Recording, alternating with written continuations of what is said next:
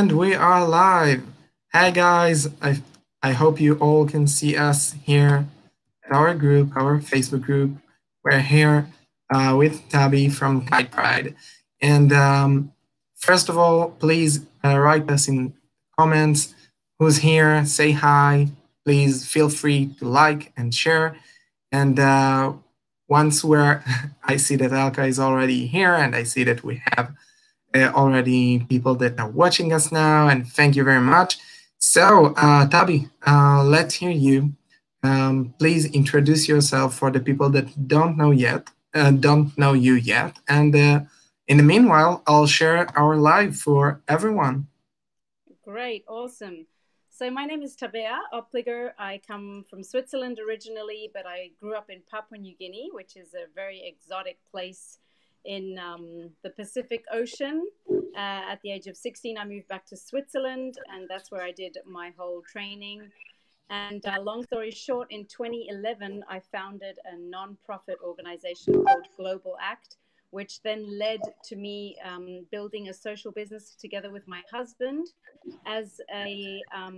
We just really wanted to have a holistic approach to helping men and women exiting human trafficking and integrate them back into society, because a lot of times they are rescued, they are left in shelters, and they have no jobs. So we at Kite Pride offer jobs to these victims, or these survivors, may I say, because they really are survivors of something pretty horrific, exploitation, and we provide them with jobs at our studio. And yeah, so we'll talk about that. Sure, of course. So if you started talking about Kite Pride, maybe you'll just talk a bit more about it. Tell us more about this organization, where it is, what it does. So we are based in Tel Aviv, Israel, and we upcycle and recycle kite surfing sails, and we've added yacht sails, parachutes, wetsuits, actually anything that has to do with the ocean or wind and sports. We upcycle them and manufacture all these products into bags, into different accessories, bags. They're all unique, one of a kind. And yeah, we have a huge community of kite surfers, of yacht sail companies who donate their old sails to us. Also, the parachutes come from the paradiving. By the way, I must admit that one of my friends, and Alka and your designer just met him, that already donate his own kite for Pride. That's amazing.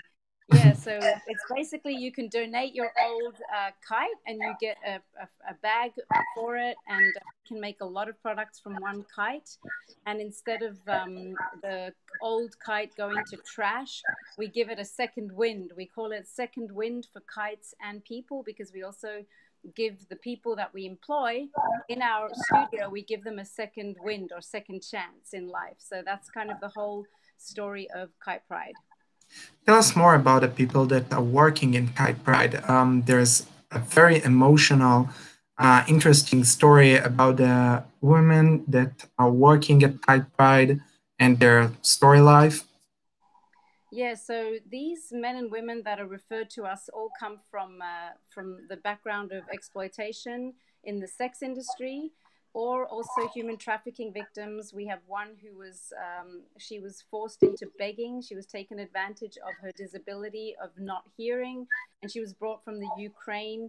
And so all people with a background of being either trafficked or exploited in the sex industry, these are the people that we employ, and we give them and offer them a safe environment and teach them skills on how to just, you know, come regularly to a job. They get paid from day one.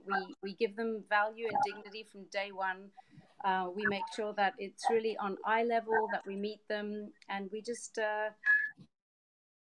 empower them to become who they were always supposed to be. And we hope to be like a jumping board for their future, to enable them to move on if they want to fulfill their dreams. And we just... That sounds amazing. Must ask, how many are there? So right now we have about 10 people, but we've had about 23 or 24 come through our program. And so there's a lot of success stories. One of them has even started his own fashion studio now. That's amazing. Another one went on to study psychology because that was always her dream. And she now works part-time at another place and serves also as a counselor for other victims in that field. So it's really, really amazing to see that it works. I wonder, by the way, how do you find those people? They're referred to us from the official shelters here in Israel. There are different organizations that help these people. There's an organization called Elem. There's one called Salit, the official Magan shelter, human trafficking shelter. They all know about us and they refer these people to us who are ready for integration. So they've already been brought out of the sex industry, or they've been rescued from the trafficking ring and they're looking for the government, basically the government or those organizations, those social organizations actually know you and just refer you the people that will work at your factory? Yeah, so we're in regular contact with them. If we have a space free, if we have availability to employ somebody, then we reach out to them and ask them if they have anyone that is fitting. And then they come through these organizations, and we also do a normal intake, like a job intake. We have them come for an interview. They have a trial phase, and then we see if it's a match or not, because our work is pretty specific. It's design, it's sewing, so someone need to have a background, did something like that before, or you'll get only a specific person? No, so they don't have to have a background in that, but they need to just love it. They need to love color. They need to love design. They need to have a flair for just, they need to love creativity, because it's a very, very creative place. And but then we teach them the skills. So it's more about having the general interest in something creative and just designer, anything that just makes them want to work with their hands. It's very practical, hands-on. So it's just more about the interest that is sparked in them in working in such an environment. So it sounds amazing, and I wanted to ask you about it. Those products that you are manufacturing in your factory, in your working shop, your co-working place, or the place that you're working at, are basically not just selling to B2B, right? You're working with very familiar startups like Tabula and Outbrain and other startups that are not just locally, but also internationally, right? Yeah. But on the other hand, you founded very interesting sale channel by online store based on Shopify, right? Yes, exactly. So our main goal is to have the online store and to work on that and work on improving it for a real e-commerce, a shopping experience online. So every single product that we have is one of a kind. And so we take a photo of each product that we make that goes online, so that when somebody in America or in Australia is buying the bag, it immediately goes off the store. So it's really the one product that you click on, that is what you will get. And it's very unique. It's again, like every kite we get is one of a kind, and we rarely have exactly the same one. And even if we do, we make different pieces of it. So it's really like, this is a bag that you'll be walking around with that is one of a kind. It's only you will walk around with a bag that looks exactly like that. So I'd like to focus on something, as I must admit that I try to volunteer in different aspects in Kite Pride, whether it's your site, working with Yoni Elbaz from Lux, that also help you in different ways as well. And I wanted to ask you, what were the struggles that you had with Shopify or with online store trying to promote your products and this great organization? I think the hardest thing is if you're not yet a brand that is known, then people look at the product and they don't have a feel for it. They might read the story, but if there's too much information on there, then it's like, well, whatever, okay, second win for kites and people. But they will see the product and they will see the price and they will think twice before they buy it.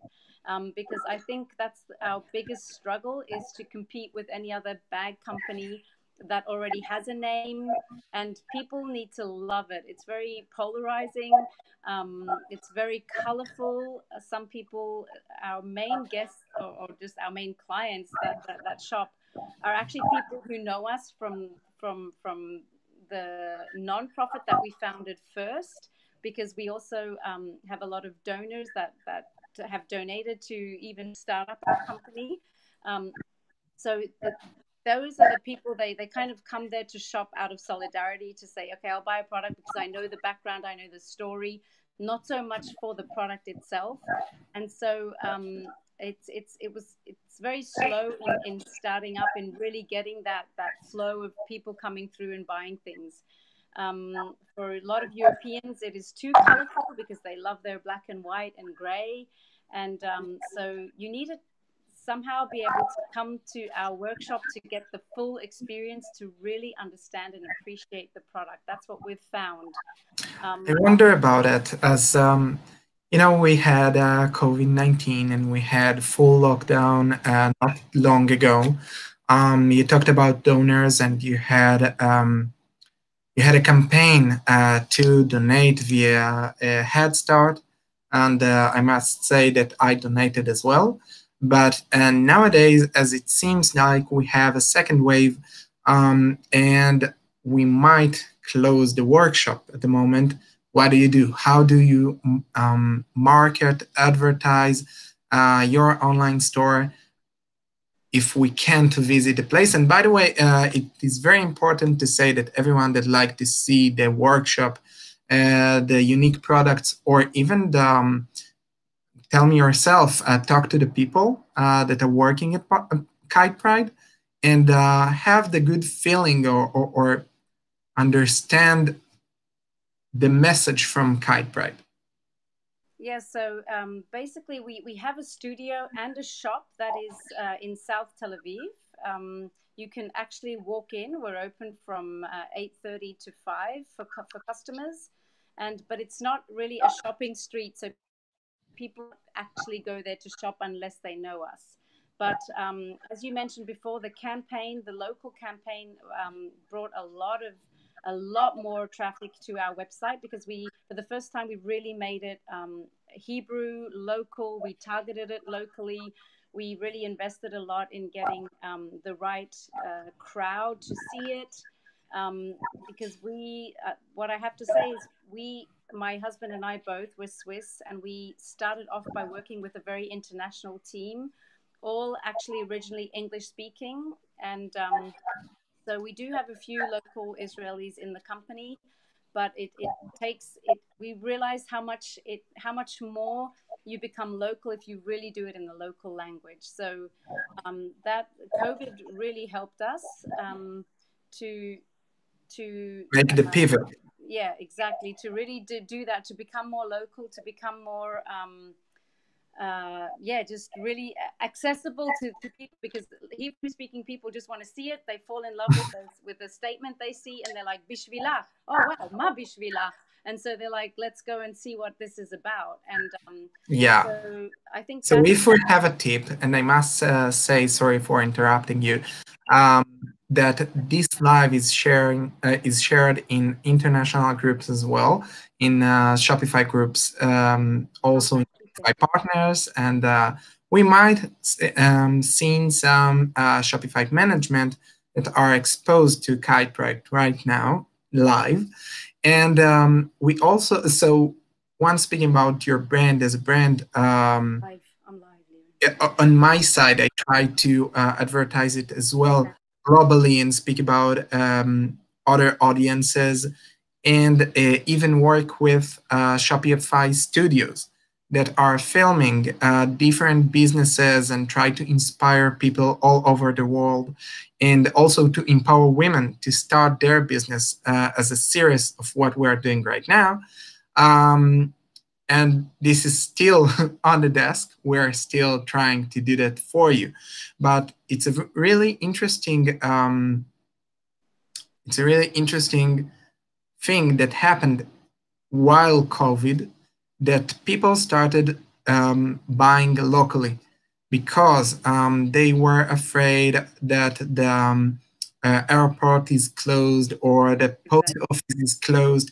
And not just because of that, but people saw that some workers are losing their job and like to give their money to people that they know, people that are working as messengers, or people that are manufacturing their own products and decided to pay even more for a specific product as long as it's locally. Doesn't matter in which country.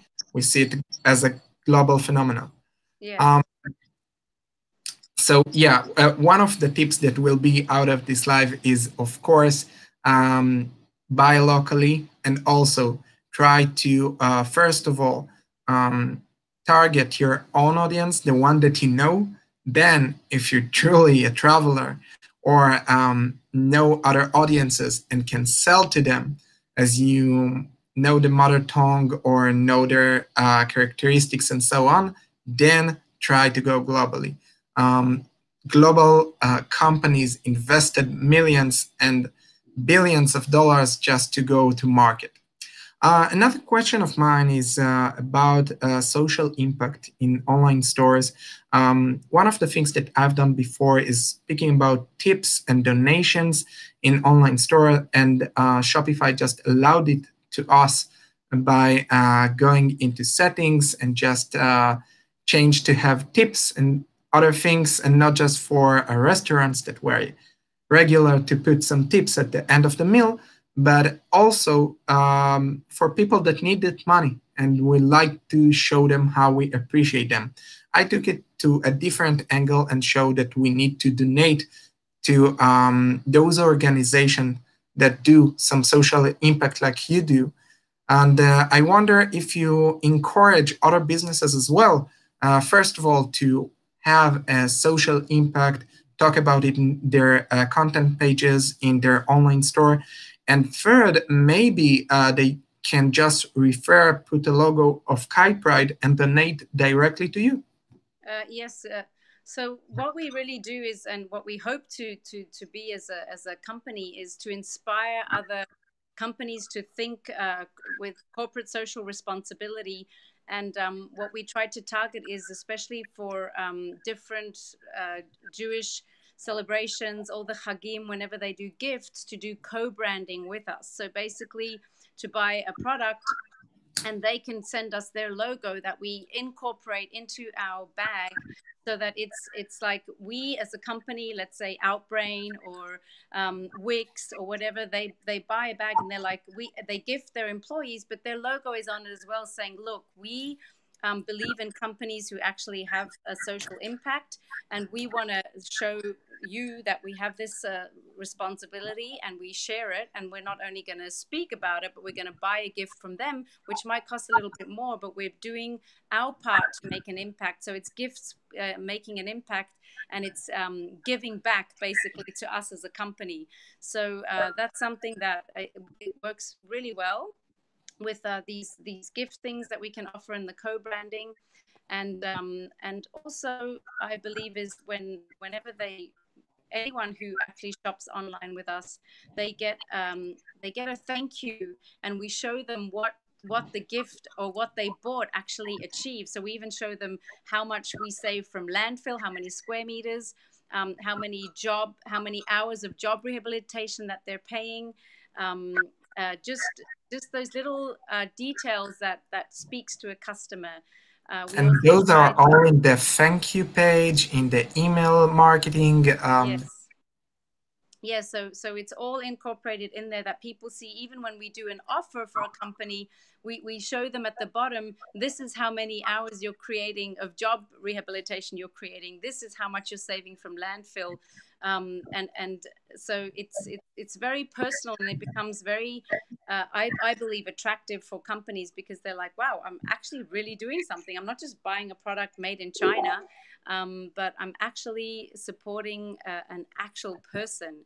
And we're really working on that, also together with another marketing company. Also, we understand now, after a few years of being up and running, we understand our client, we understand who they are, we can target it much more, we can see who comments and interacts with Facebook, Instagram, social media, and also newsletter can be targeted more. And again, I think the biggest key was really this, to actually do it in Hebrew.